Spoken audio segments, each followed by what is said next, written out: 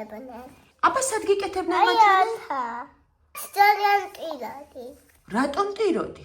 იმიტომ ამერად ნამცევით ეწება, იმიტომ მჭალია. 3 წლის მარიამ სიცოცხლისთვის აუცილებელი მედიკამენტები უთავდება. ბავშვს არასწორი დიაგნოზი დაუსვეს. შესაბამისად მკურნალობას არასწორად წარიმართა.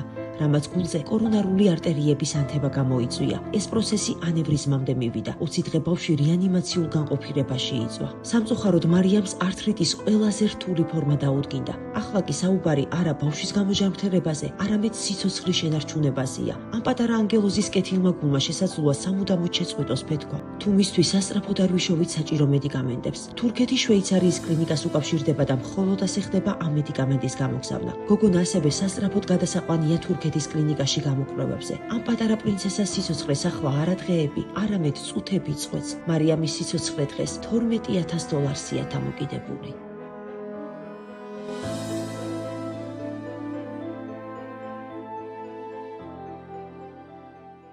გადარიცხეთ ნებისმიერი თანხა ჩერნოვეცკის ფონდის ოფიციალური საიტის მეშვეობით.